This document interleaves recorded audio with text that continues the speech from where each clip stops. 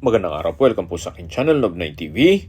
Patalasasan po, meron po ba kayong mga properties na napapabayaan or non-performing assets? Plan nyo ibenta, pero wala kayong oras pagbibenta nito. Kung ito'y pagkakatiwala nyo po sa amin, tawag lang po kayo sa aking numero, usap po tayo, gawan ko po ng video for free. Yes, libre po, wala po kayong babayaran. Tutulungan pa namin kayong mabenta ang inyong property.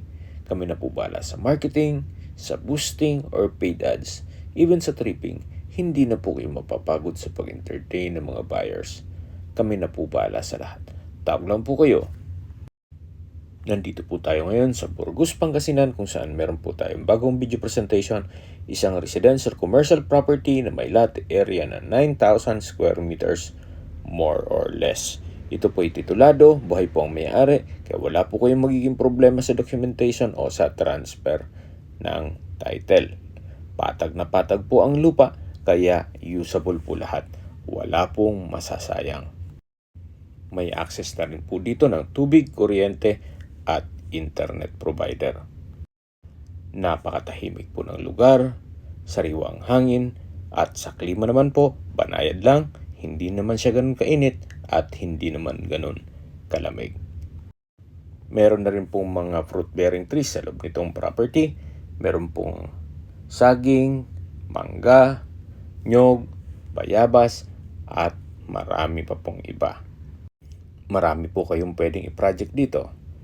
Pwede nyo po itong i-subdivide, then i-resale, or pwede rin gawing housing. Pero kung ayaw magnegosyo, pwede naman po itong gawan ng bahay bakasyunan. Then dun po sa harapan, pwede rin pong gawan ng commercial space, then paupahan.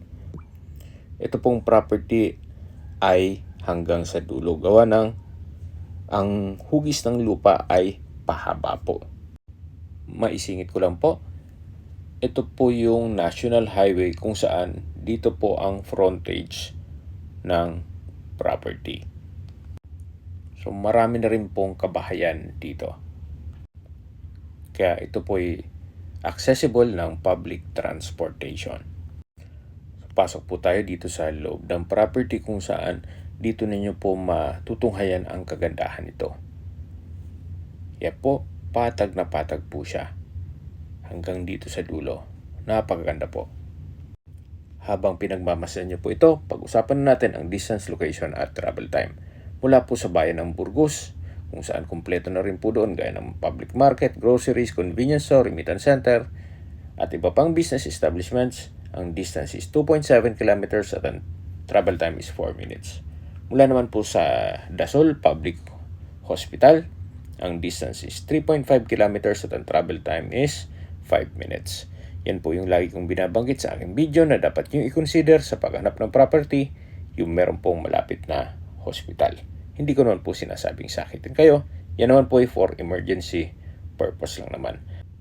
At mula naman po sa Dasol Public Market, kung saan malapit na rin po doon ang mga beach resorts, ang distance is 5.6 kilometers at ang travel time is 8 minutes. Mula naman po sa Alaminos City, ang distance is 26.9 kilometers at ang travel time is 34 minutes. Mula naman po sa Clark International Airport, ang distance is 185.9 kilometers at ang travel time is 3 hours and 31 minutes. Mula naman po sa Manila, ang distance is 258.2 kilometers at ang travel time is 4 hours and 28 minutes. Summarize ko lang po sa mga nag-skip ng video. Ito pong property ay nasa Burgos, Pangasinan at may lot area na 9,000 square meters more or less. Ito po ay titulado, buhay po ang may-ari at along National Highway. Okay, sa presyo na po tayo. Binebenta po ito ni owner sa halagang 600 pesos per square meter. Kung may mga katanungan po kayo o gusto magpaset ng tripping dito sa property ito, tawag lang po kayo sa aking numero. At sa mga kababayan naman natin nasa ibang bansa, meron po akong Telegram. Sa mga iPhone user naman, may iMessage. Meron din pong Imo, Skype, Viber at WhatsApp.